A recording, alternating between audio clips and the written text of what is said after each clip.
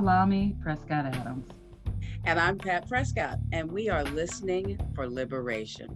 And today we have a very special guest. She's my niece, and she is Falami's daughter, the beautiful and talented Yakini Horn joins us. Hi, family. Today we will start off by watching a 2-minute commercial. It's part of a campaign called Widen the Screen, brought to you by Proctor and Gamble, featuring Yakini Horn. We have been using this really important piece of work in Listening for Justice, particularly in Gathering 5. How can we all get along? We wanted to hear from the perspective of an actress who was a part of it. Let's take a look.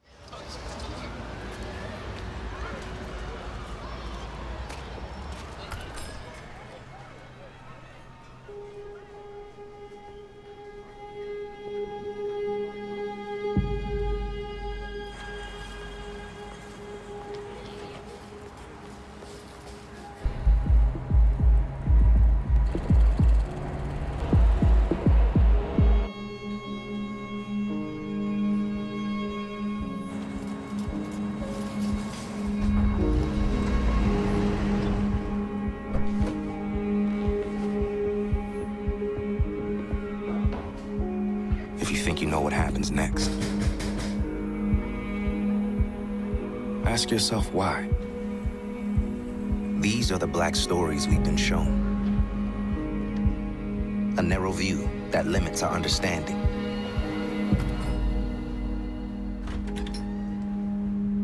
But there's so much more to see.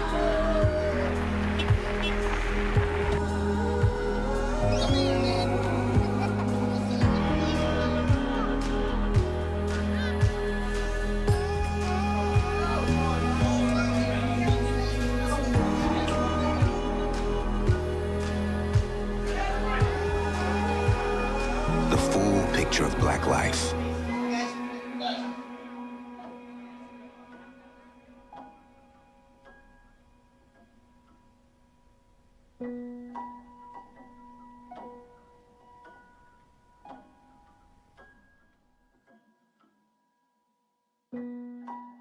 Let's widen the screen so we can widen our view.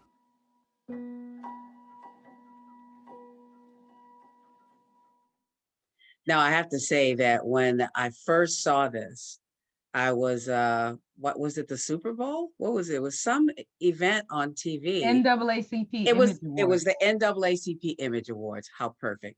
And, the commercial came on and I was caught up by it immediately. First of all, because I see images of Black people, which always will draw me in. And I was so moved uh, by this whole thing because it did widen the lens. Yeah, can you tell how you got involved in this? And did you even know what was happening? I didn't. So my initial audition, it was more improv. So first when my agent sent me the audition, I just had to record myself waiting for the bus with my daughter.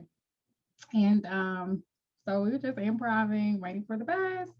And then I got a call back. And in the call back, the director, he had me basically do the same thing. So up until the point where my husband pulls up to pick me up is when I realized, oh, I'm being picked up by my husband. Oh, I'm not just baby mama waiting for the bus. So that's when I realized, oh, that was cool how they did that, but I still didn't know how it would be presented. So it was really cool watching the commercial in its entirety and seeing what the message was and having so many people share it with me. They were so proud of the message. I mean, we love seeing people we know in projects like that, right, on TV, in the movies, whatever, but they were more excited about the message. And so it's just been an honor to be a part of these conversations that are happening by challenging ourselves. Even my siblings were having a conversation about, because everybody thinks something negative is going to happen. But the way it's presented, that is left upon the viewer of how you think it's going to end. So it really makes you look at yourself like, wow, I just assumed it was going to be negative. Why do I see myself like that? Why do I see other Black people like that? So that's been cool just to widen the screen and challenge our perspective. Yeah, you know what was so cool was when my husband saw it, he said, all I'm thinking is her brother Esau is about to pick her up.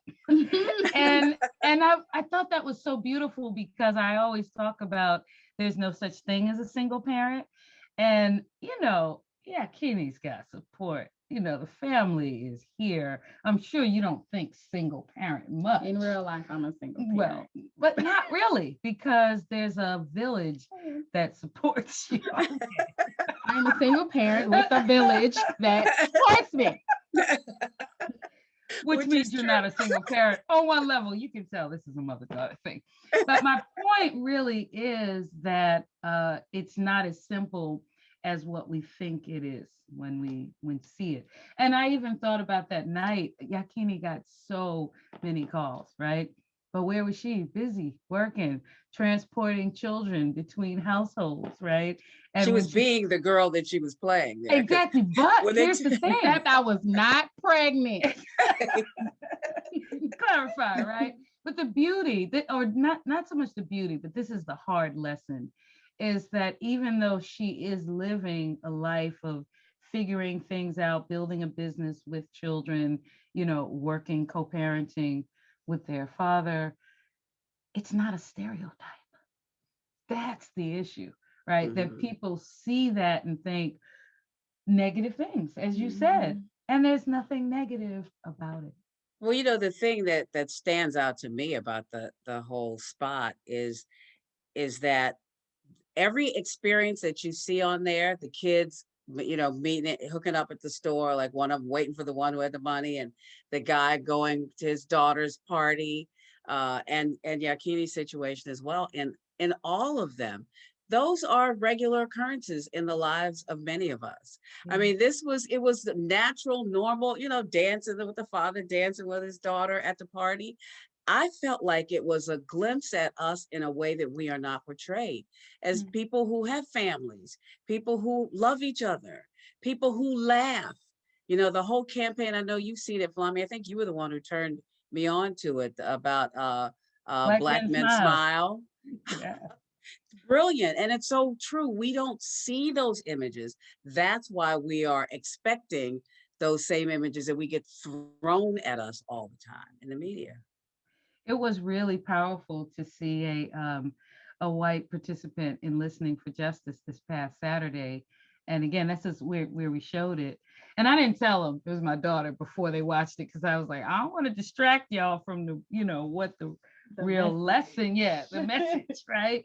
But what she shared with us in the debrief is that she realized when she sees Black people in public spaces that she, and these are her words, racially worries. Think about that. That's a good one. Because she said, I don't think like that if I see 3 teenage white boys in the store, right?